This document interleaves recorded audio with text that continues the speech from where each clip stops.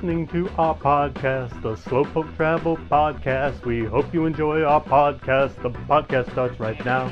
Slowpoke Travel podcast with Buck and Camera Girl. Ta-da! Hola, and welcome to Slowpoke Travel. This is the sound of doors being unlocked, the sound of bars being pulled back, keys being inserted and exerted, secret handles being pulled, locks being relocked, doors being shuttered, bars being barred, as I head out onto the rough and tumble streets of San Miguel de Allende, Mexico. Got to put my hat on. That's probably the biggest danger that I will face, is the threat of skin cancer and the harsh rays of the high desert arid sun. What else do I need to watch out for? Motocicletas, and cars, mosquitoes. I don't think they have malaria or any kind of mosquito-borne diseases around here, but I'm surprised at how much we've been eaten up by the mosquitoes here in San Miguel de Allende, Mexico. So what else? That's it, I guess. I mean, other than the cobblestones. And, once again, I always talk about that. You got to watch your step in Latin American countries because they're very artistic. They have a big art scene, and they don't get any more creative than they do when they're putting together the stairs and steps and streets, and it's just not what you're going to be expecting. You got to have your eyes open and be paying attention all the time.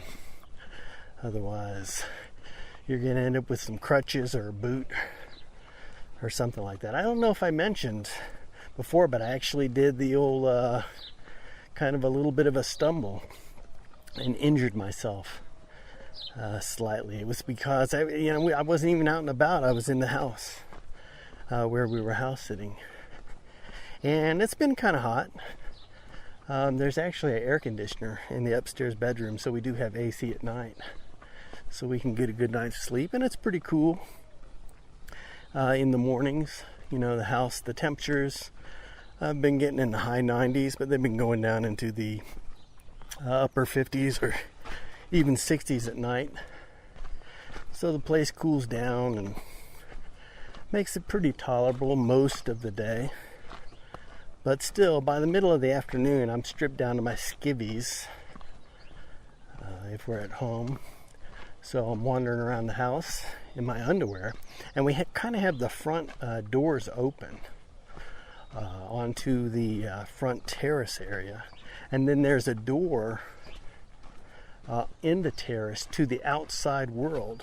It's just the width of a door, but people walking by the door could theoretically stop in the doorway and look through the house doorway and maybe see me in my underwear wandering around, just a mostly nude gringo, older, chubbier gringo, nothing anybody wants to see. But I really don't worry about that or think about that.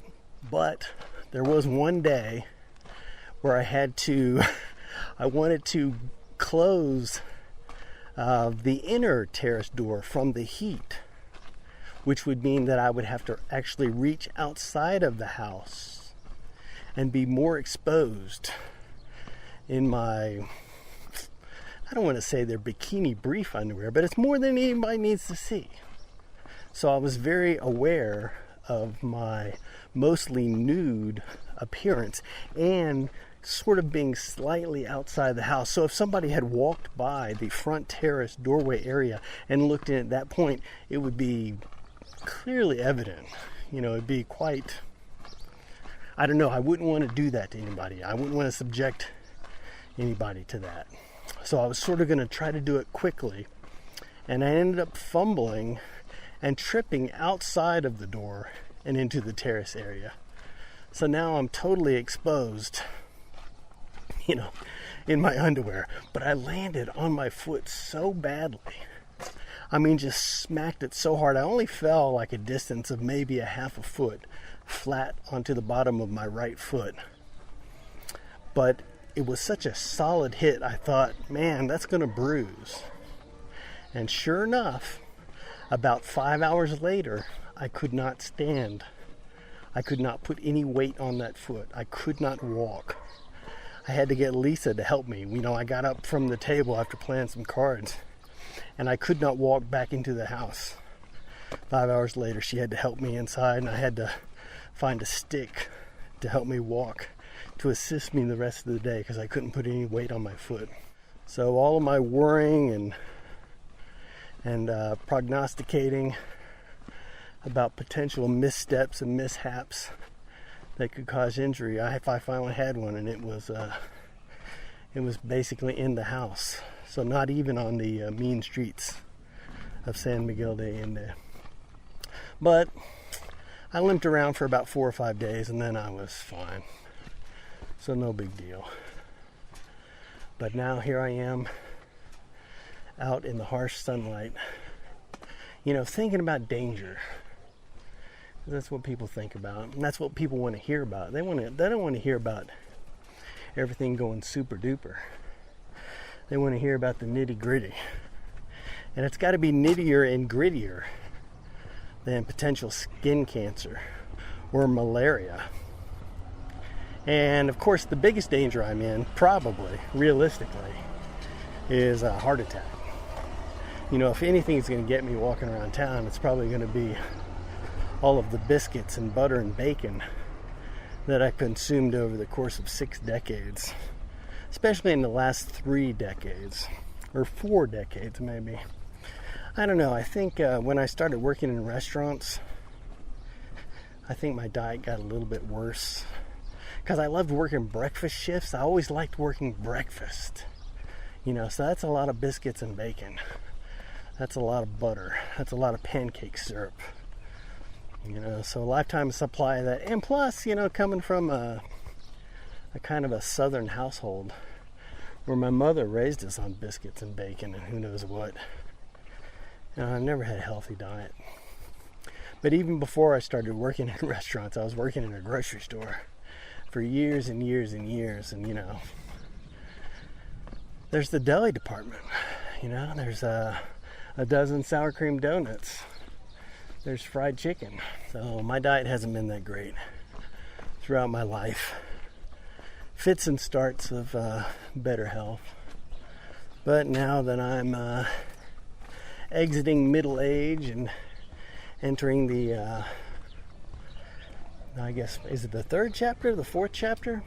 I don't know. I guess it depends on how you want to look at a lifespan. Is it a 3-act play?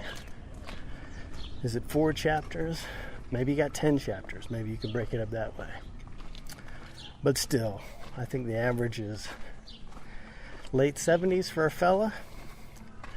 So if I want to look at it that way, then I would say I'm in chapter 4 of a 4-chapter book. Still, it's the beginning of the 4th chapter, theoretically. But sometimes the story ends before you expect it, and that's, I guess, what a heart attack is.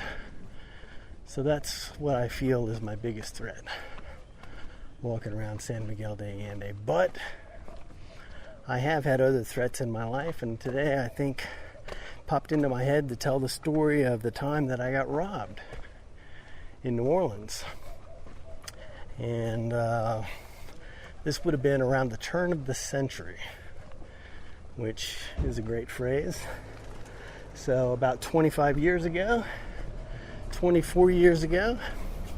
and I was living in the French Quarter, and I was a single guy and very shy, and I spent a lot of evenings out and about on the town, and I was working in a hotel, and I was working room service. So I'd go in about 5 o'clock in the evening, and then I'd work for 5 or 6 hours, sometimes 7 hours.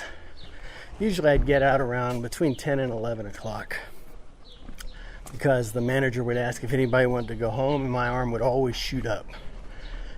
Because I never liked to work more than I had to work. I've always looked for an excuse to go home. So after the dinner rush is over, and the bulk of tips, the potential tips of, that potential is gone, I'm ready to go. So I got cut, and then I headed out for an evening on the town, which is what I usually did. When I left my job, I would go out and I'd head into the French Quarter where I lived, and the French Quarter was always going. Parts of the French Quarter never shut down. There's quite a few 24-hour bars in there, and a lot of places close up, but a lot of places don't really get going until 2 or 3 in the morning. Especially places where a lot of service industry people go. And so I was out drinking and going from bar to bar, and I ended up at this bar, really just right around the corner from where I lived. And I was hanging out there, and I met a few people, and I was talking to this lady, and we ended up hitting it off, and it was just it's like a movie, sort of a I don't know, you're just trying to get somebody to go home with you to perform unnatural acts together. That's the plan, that's the hope. When you're a single youngish man, I was probably in my mid-30s then, but very immature. I've been shy most of my life. I didn't have a lot of experience, really, talking to women or doing, any luck with the ladies, as it were. But, I was pretty drunk, and she was pretty drunk, and I lived right around the corner, and I guess we both looked kind of good to each other at that stage of our inebriation. So I probably headed for home. It was probably about 2:30 in the morning, and she and I are stumbling back to my place, and this would have been probably about 2 blocks off of Bourbon Street. And this was on, golly, can't even remember the name of the street I lived on for 4 years, 3 years. What the hell was the name of the street? It was between Conti, Bourbon, then Dauphine, and then Burgundy Street. I lived on Burgundy Street in New Orleans, and I lived there for 3 years. I think it was 3 years, but sometimes I could not remember the name of the street, but that's where we were going to. I think we were on, I know this doesn't mean anything to anybody listening to this, but this is kind of a test for me to try to remember the names of these streets that I walked on for years and years and years. And then, this was even when I wasn't living there at that time. I spent a lot of time living in different places in New Orleans. I lived in 4 different places. 2 of them in the French Quarter. But the place I lived the longest was on Burgundy. And this is where I was stumbling between 2 and 3 in the morning with this strange lady whose name I can't even recollect right now, although I can picture her. I think I know what she looks like, or what she looked like. But we were rounding the corner off of whatever street onto Burgundy, and these two men, or this one man, was approaching us, and right at the same time another man approached us from the other side of the street. And even though I was drunk and not as aware maybe as I should have been, I still instantaneously knew what was about to happen. It's sort of like when you're watching a movie where they've got, it's like the velociraptors. It's like when you're watching Jurassic Park and you see the grass parting and you see the two velociraptors kind of coming together towards a specific focal point. That's how I instantly felt. I felt like I was a focal point, and now there's two velociraptors heading right to us, and they stopped right in front of us. And the one guy pulled out a very small handgun and he put it into my belly and he said, "Give me your wallet." And I was so calm. I mean, I felt amazingly calm, and I didn't have any desire to do anything but give him my wallet. It didn't occur to me, you have these thoughts, or you sort of imagine what you might do in that situation, but I had nothing going on in the imagination department or the aspiration department. My sole purpose was to instantly make sure that this man had my wallet, which I did. I pulled my wallet. In fact, I didn't even pull my wallet out. My wallet came out of its own volition. It popped out of my pocket like a Pop-Tart out of a toaster into my hand, and then I reached it out to the fella. And then, of course, something kicked in my head. I thought, hold on a second. I'm going to get my ID. So I start to open up my wallet and hand him the cash. So now I'm going to give him the cash out of my wallet and keep the wallet. But he said, "Don't fuck around." Which meant, just give me the wallet. So I stopped taking the cash out of the wallet. I put the cash back in the wallet. I released the cash and I just handed him the wallet. And the lady I was with, she was just crying. She had sort of wandered away a little bit and she was just kind of howling a little bit. And she really, she had sort of disconnected herself from this situation, and for some reason these two fellas were focused on me. I guess that's, we live in a patriarchal society, so I guess sometimes it works against you. But anyway, I don't even think they took her purse. I don't even know if she had a purse. She probably didn't have a purse, because I don't think she ultimately was robbed. But she was kind of hysterical. But these fellas had accomplished what they wanted to accomplish. And so, right at their conclusion, they obviously had it together, because right when they finished, a car pulled up right next to them, which I had not even been aware of. I guess it was some car down the street. But they opened the doors and got inside, and the car took off, went around a corner, and was gone. And so I'm standing there, probably a little sober than I had been a few moments before. This lady I'm with is, she's kind of crying, and she's pulling out her phone to call the cops. And I'm like, there's no reason to call the cops. I'm like, we don't have to call the cops, because I don't want to call the cops. What are the cops going to do? It's the middle of the morning. We're drunk. We're in the French Quarter. I don't know. But anyway, she called the cops. I really didn't feel that bad. I was kind of euphoric. I felt pretty fantastic.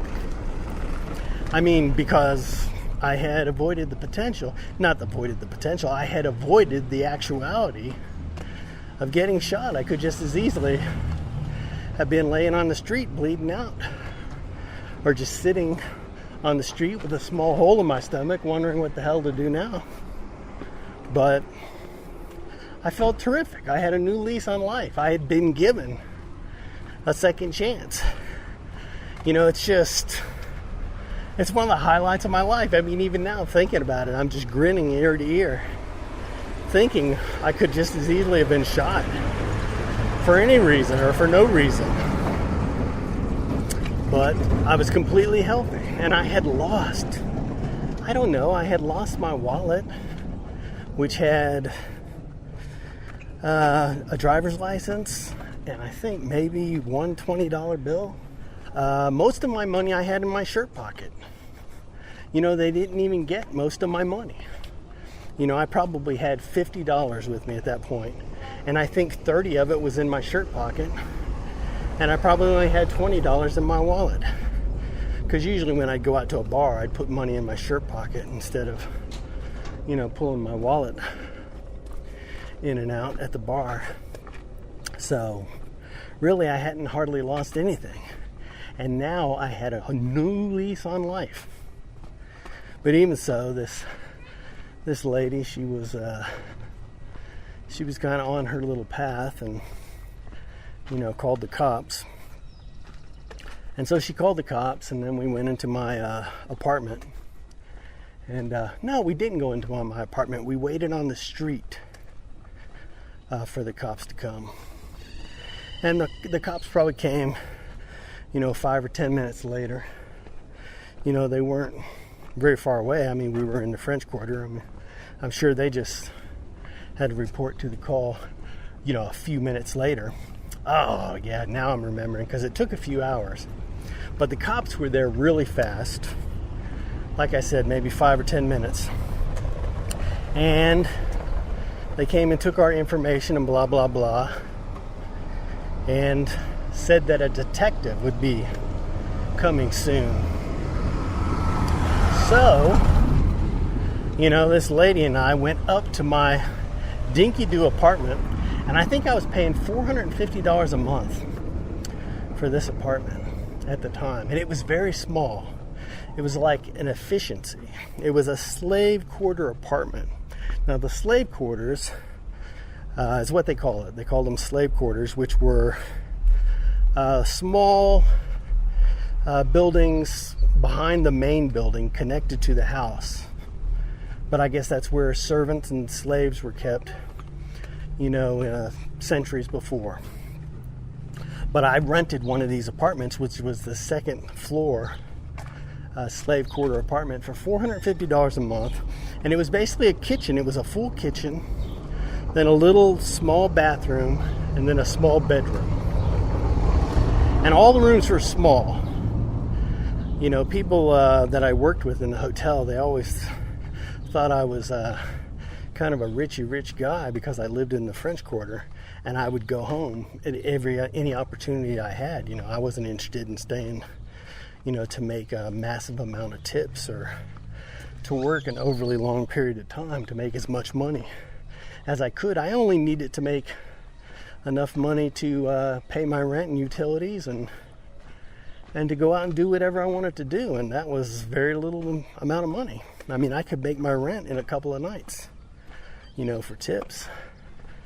So I wasn't rich at all.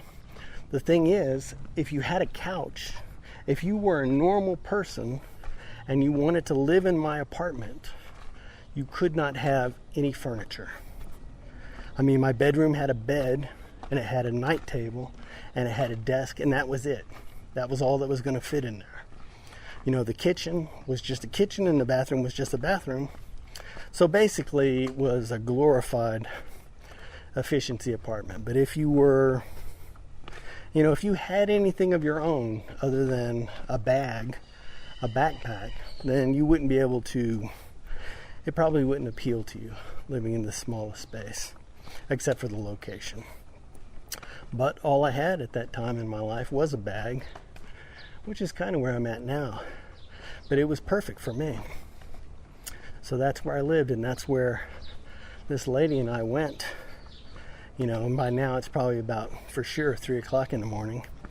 And we're up in my little apartment waiting for the cops to come, or the detectives to come. And what I'm thinking, I mean, I'm high on life. I'm thrilled to be alive. I've got, the world is my oyster. I live in the French Quarter. I've got a little bit of money in the bank, plus some money in my pocket. Plus, I am reasonably healthy without any gunshot wounds anywhere on my body. And I'm in my apartment with a lady that wanted to come home with me, and I'm thinking, can I make this happen? Can I still salvage this night? That's what I'm thinking. That's how the drive is, I guess, when you're a young man. I don't know. I don't have that drive anymore, for sure. I guess because I've reached a different stage in my life. But then, I had, even for a guy in his mid-30s, I had very little practical expertise. I didn't have much of a track record with the ladies. So me getting a woman to come home to my apartment, that just didn't happen. So for it to happen, and right after, post-armed robbery, even though this lady's got a, black mascara streak in her face, still, I feel like I'm in a, this is an unusual and still optimistic position for me. But we got to wait for the detectives to come, which they do come. It's sometime later, actually, quite a bit later. And they show up, and it's actually a female detective, kind of a super hot, attractive female detective, too. I seem to remember her. She seemed like a model. She seemed like an actress. She seemed like she should be playing a female detective on some network crime show. But she had like on a sports coat, and she had like a pistol on her hip. She had a badge on her belt. And she's asking us all these questions, and I think they're pretty rote, just formality type questions, that we were probably on a list of, she probably went from one armed robbery victim to the next armed robbery victim all night, filling out these forms. But she asked us, all these questions, and then she asked me, if I could recognize the guys. If I could recognize the people that had robbed me. And I'm like, yes, I can. If you get them here in the next 5 to 10 minutes, maybe I will be able to point them out and say, these people robbed me. But that's it. How am I going to recognize these people? It's like the middle of the night. I'm drunk. And we just got robbed at gunpoint. And I spent a lot of that interaction looking at the street or the sidewalk or my shoes, I'm sure. So how the hell am I going to point to somebody and definitively say, yes, this is the guy that robbed me? I don't know. But yeah, I told him, if they get him here in 5 minutes, I can do it. But otherwise, I'm not going to be able to. How am I going to finger somebody for armed robbery? The next day or the day after or the week after? With any sort of certainty. There's just no way. So it was basically a waste of time. And the detectives left. And so me and the lady are in my apartment now, and the whole ordeal is over. And we have been armed or robbed. And we have survived. And, it's one of those situations, where I guess, in movies where people have, sex, because they're under a stressful situation, or it's like an apocalyptic scenario, or they both survived, a car crash or an armed robbery, or that sort of, the high tension, and then there's the release and the euphoria. Well, I had that going for me. So it ended up all around being a successful night for me. And even though I can't remember the lady's name, and not sure if I can picture her exactly, we did end up going out on a few dates. But we didn't, ultimately have any kind of meaningful relationship. Although I did see her off and on, over the course of the next few months and maybe a year. You know, we might have met for dinner a few times. But it's a great memory that I have, the night that I got robbed at gunpoint in the French Quarter, which everybody always told me I would. You know, the people that I worked with in the hotel, it just seemed like everybody could relate some story of somebody in their family that had been shot. And everybody had to deal with being robbed. And they used to call me the white guy and they used to call me the rich guy. But they always told me, you know, that I was going to get robbed. And I always thought, oh, you know, I'm too self-aware. You know, I pay too close attention, which really wasn't true. Because I was out and about too much, inebriated way too often when I lived in the French Quarter. So they were right. And I did eventually get robbed. And it has become one of my nicer memories. And I guess the worst part about it, or the saddest part of this story, at least for me, in my recollection of this event, was that probably 6 months later, or 8 months later, or it might have been even a year later. I can't remember how much time had passed, but I got a call from the police precinct. They wanted me to come in and look at some pictures. And so they had me come down to the station to look at some people, or look at a person, to see if this person, you know, if I could say that this person was one of the robbers. And so they came in and they showed me some mugshots of this fella. And this fella had died. He had drowned. I don't know if he had naturally drowned or he had been shot and found in the river, but for some reason I think he had drowned. But he was dead. He was a guy that had just died. And so and I guess he had some history of armed robbery. And they were asking me if this was the guy that robbed me. Which was so depressing. Because why didn't they ever show me this picture before? It wouldn't have mattered. I mean, I could never have picked out this guy. It was just a picture of a guy. You know, so how could I say?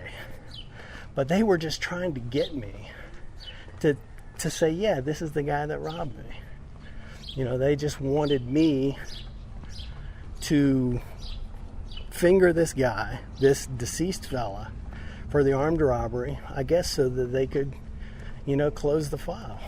So they were just, who knows how many crimes this guy got pinned on, or how many crimes were attributed to this fella just because he died. But, you know, I said, you know, I don't know. But I remember the guy, the police officer, I don't know, he seemed, maybe it was my attitude, maybe because I felt like I was being manipulated, because I just felt like he wanted me to say this guy had done it. And so he thought maybe I was wasting his time, but I thought he was wasting my time. And it didn't really matter in the grand scheme of things.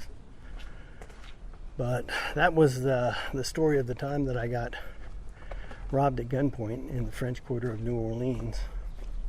And that has been the most dangerous place that I've ever lived, really, is New Orleans. I got robbed 3 times in New Orleans, ultimately, but only once at gunpoint. So, that's pretty good. But anyway, that's it. I've just been wandering around the neighborhood here in San Miguel de Allende. It's actually cooled off a little bit. There's some clouds rolling in. It doesn't even feel as hot as it's been. So that's super duper. So I think I'll swing by and pick up a few scones or almond croissant or something. Because even after all these years, I'm I'm still living on the edge. You know, I'm still flirting with disaster. Danger is around every corner. Could be some fellow with a small caliber handgun. Could be a baker with a sheet pan full of donuts. Could be carrot cake. Although it's unlikely that carrot cake's going to get me here in San Miguel de Allende, because I have yet to have a decent slice of carrot cake in Mexico on this trip. I am missing the carrot cake from Cuenca, Ecuador. But anywho, thanks for listening to me ramble and babble. I hope you're having a super duper weekend. You know, if you like our videos, if you like the stuff we put up, you know, I guess I'll throw this one. I won't throw this one in the Mexico playlist. I'll just put it in the podcast playlist. But we've got podcasts and all kinds of video stuff. We got a cooking channel and we got a Patreon. You can buy us some coffee over on the Patreon, or you can just give us a little thumbs up and share the video, or anything like that, as they say in the online internet business. I appreciate you listening, and we'll talk to you later on the Slowpoke Travel podcast. Adios. Alrighty, that is it. Click, subscribe, review, share all over the global internet sphere.